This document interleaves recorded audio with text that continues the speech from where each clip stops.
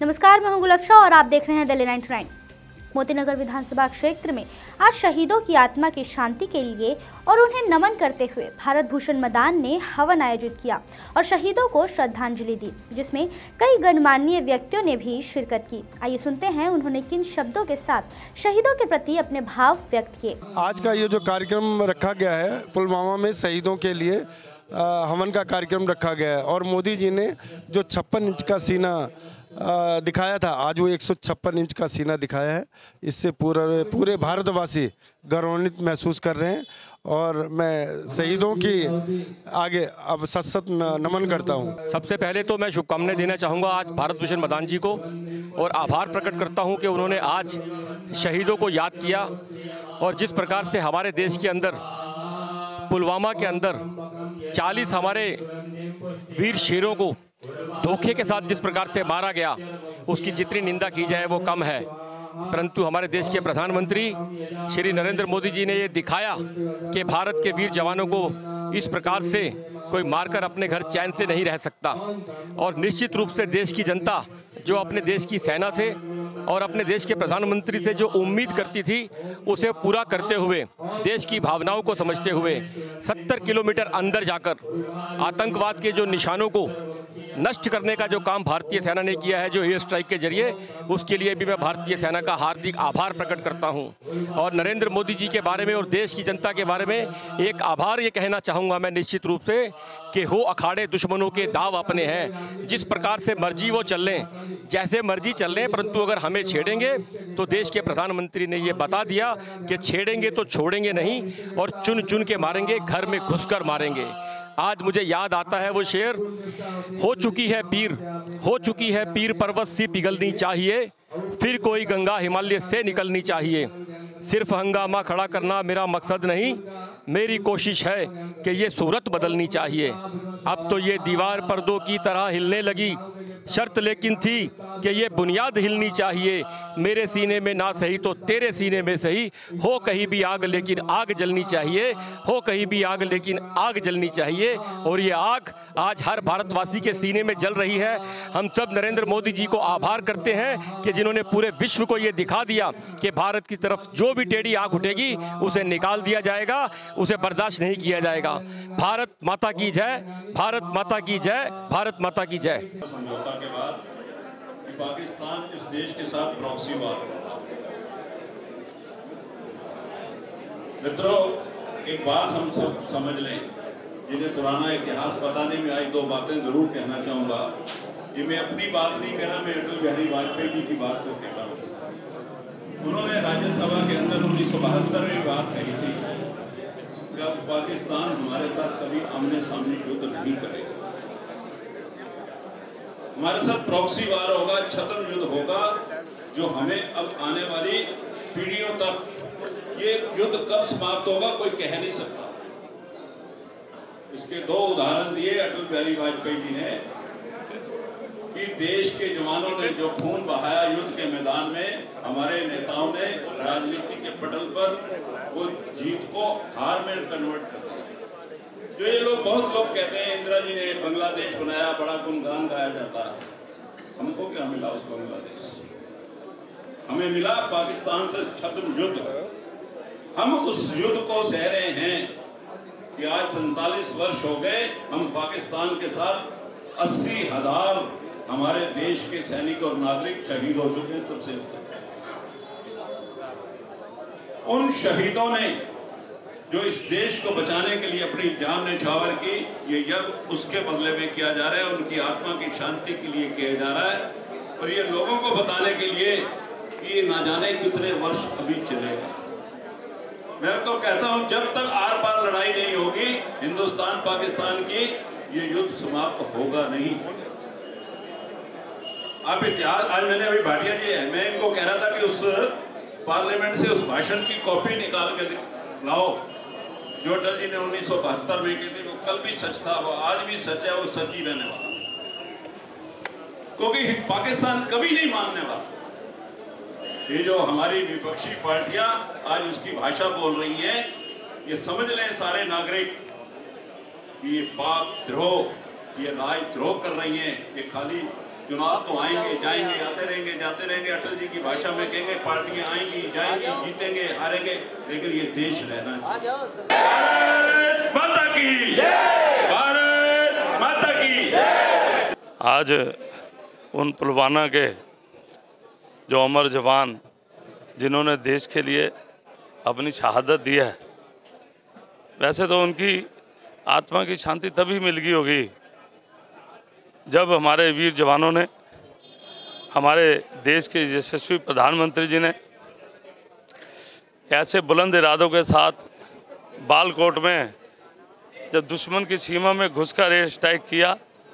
सही मायने में तो उस दिन हमारे वीर जवानों को श्रद्धांजलि मिल गई थी, लेकिन उनकी आत्मा की शांति के लिए, उनके जो शौर्य को नमन करने के लिए आज ये यज्ञ का आयोजन किया है।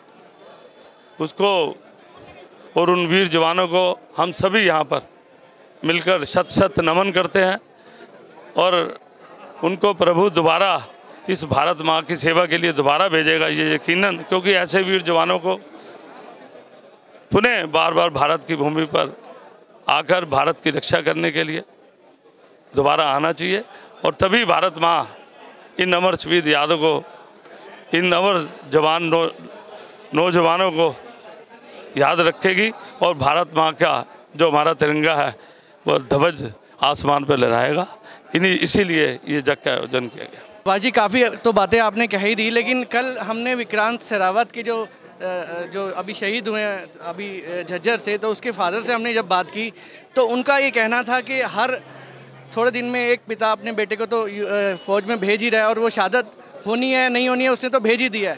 तो कहते हैं बार बार की जगह एक बार युद्ध हो ही जाए। अब मोदी जी से वो कह रहे हैं कि एक बार युद्ध हो जाए, तो क्या आप क्या मैंने तो कहा ही है कि जिस दिन जब तक आर पार युद्ध नहीं होगा ये समस्या ना सुलझनी है। ये मैंने नहीं कहा, ये 1972 में अटल जी ने कहा था और वो ऐतिहासिक है, ऑन रिकॉर्ड है पार्लियामेंट के। क्यों पाकिस्तान 3 युद्ध आमने सामने किए, तीनों में उसको मात हुई, तो जानता है कि कहाँ 20 करोड़ कहाँ 130 करोड़ लोगों से वो युद्ध करेगा। वो आमने सामने कभी युद्ध नहीं करेगा और ये युद्ध आर पार करना ही होगा।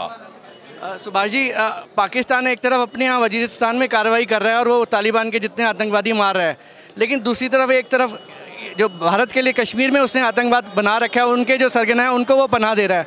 अब मोदी जी कार्रवाई कर रहे हैं तो क्यों विपक्ष सबूत मांगता है और सवाल खड़े कर रहा है। इवन फारूक अब्दुल्ला के साथ वो स्टेज शेयर कर रहे हैं जहाँ वो बात कर रहे हैं कि अगर कश्मीर में खून बहेगा तो पूरे भारत में भी खून बहेगा। राजेश जी, आपने कल रात 2 सर्वे देखे, एक रिपब्लिक टीवी पे था, एक एबीपी पे था। प्राइम मिनिस्टर नरेंद्र मोदी की जो पॉपुलैरिटी है वो 62% जा पहुंची है और इनके इन्हीं कर्मों से, इनके इन्हीं भाषणों से इनकी पॉपुलैरिटी गिर के 18% रह गई है। तो देश की जनता देख रही है कि कौन देश हित में बोल रहा है, कौन देश के विरोध बोल रहा है। इनकी बाइट्स चलाई जा रही हैं पाकिस्तान के टीवी में, वहीं मजाक उड़ रहा। ये तो कोई छुपी हुई बात थोड़ी है। मैंने कभी भी बांग्लादेश को इस हिंदुस्तान के अंदर बहुत मानते होंगे, मैं नहीं मानता हूँ। हमको क्या मिला उसके बांग्लादेश बनने से? बांग्लादेशियों को बांग्लादेश मिला, पाकिस्तान, हिंदुस्तान को मिली लड़ाई। हिंदुस्तान को क्या मिला इससे? सिर्फ अब कश्मीर आपके हिसाब से अब हमारी जो सरकार है वो अंतिम निर्णायक युद्ध पर आ गई है? ये सरकार का काम है। हम तो कह सकते हैं नागरिक के नाते कि जब तक आर पार की लड़ाई आमने सामने नहीं होगी ये समस्या नहीं सुलझने वाली। और धारा 370 कब तक आप मानते हैं मोदी जी से? ये आज जितनी विपक्षी पार्टियां प्रश्न उठाती हैं एयर स्ट्राइक पे, वो सारी क्यों नहीं कहती कि धारा 370 हटनी चाहिए? तब क्यों मौन हो जाते हैं? क्या साफ सुन जाता है? आज सारी विपक्षी पार्टियां एक मांग रखें कि धारा 370 हटाई जाए, कल हट जाएगी।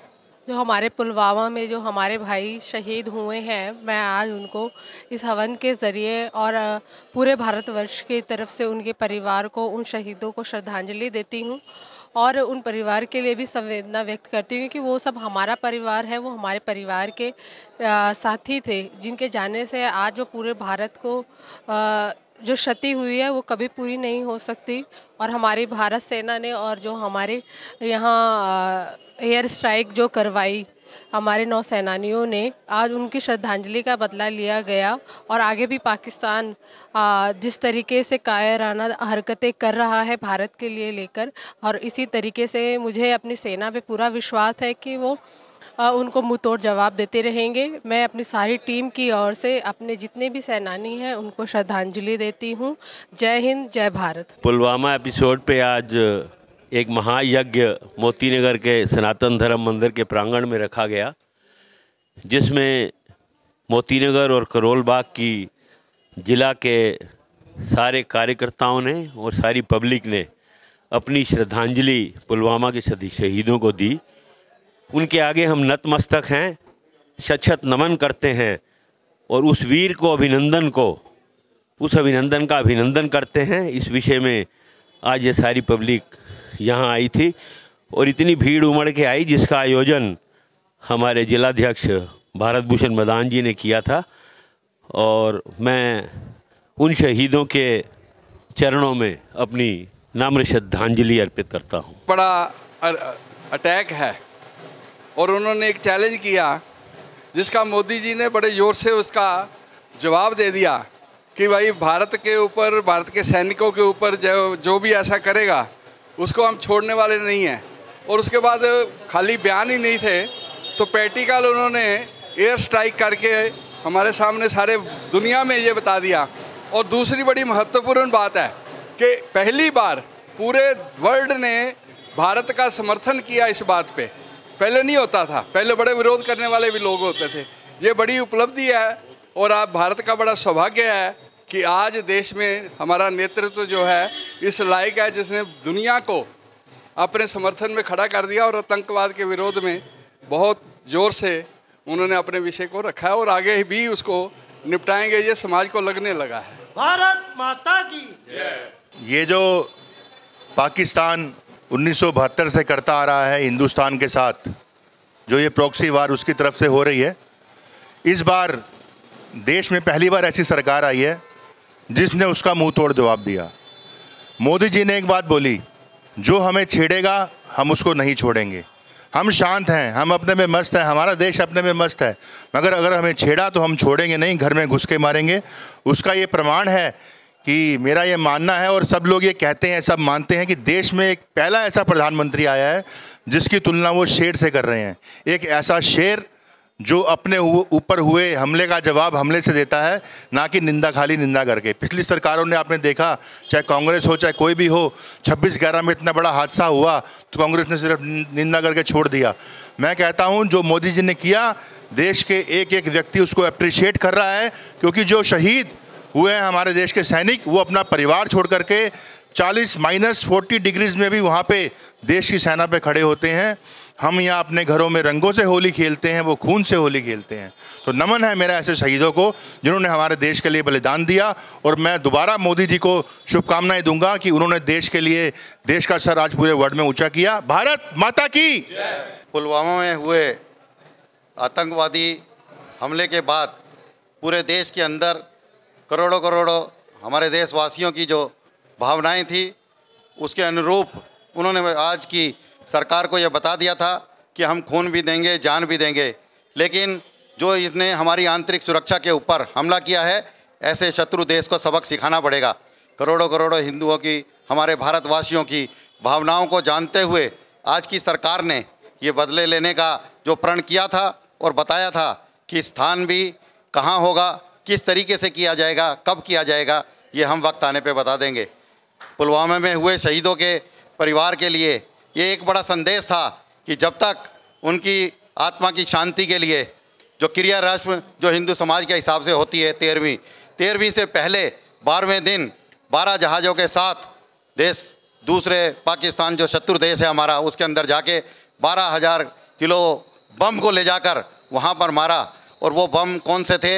इतने सटीक बम जो इजराइल इस्तेमाल करता है, इतने महंगे, इतने बिल्कुल सटीक अपने लक्ष्य पर जाने वाले, बिल्कुल उस जगह पर जाकर जहाँ पर देखा कि जैसे मोहम्मद के 300-400 आतंकवादी वहाँ पर बैठे हैं, अपनी गतिविधि कर रहे हैं, उस जगह पे जाकर उसको बम मारकर उनको जो हमारे देश के ऊपर हमला करने का मन भी रखते थे, प्लान बनाते थे, उनको घर में जाके मारा। आज ये सरकार यहाँ पर जो मोदी जी के हाथ में देश की बागडोर है, हम ये मानते हैं कि सही नेतृत्व आज हमारे देश का हो रहा है। इन्हीं के साथ मैं एक जोरदार नारा लगाता हूँ, भारत माता की। भारत देश के शत्रु पाकिस्तान को मैं ये आपके चैनल के माध्यम से ये संदेश देना चाहता हूँ कि पाकिस्तान ये समझ ले कि जितनी पाकिस्तान के पास सेना है उससे ज़्यादा भारत देश के अंदर युवा है। और सभी युवाओं का एक ही संकल्प है कि युवा अपनी पे आ गया तो पाकिस्तान को घर में घुस के मारेगा, और युवाओं ने ठाना है पाकिस्तान को जड़ से मिटाना है। आज भारत देश का जो नेतृत्व भारत देश के यशस्वी प्रधानमंत्री नरेंद्र मोदी जी ने जो वायुसेना के माध्यम से पाकिस्तान पे एयर स्ट्राइक करी, वो अपने आप में एक सराहनीय कदम है। इसके लिए मैं भारतीय वायुसेना को और देश की भारतीय सेना को बहुत बहुत नमन करता हूँ और बहुत बहुत बधाई देता हूँ।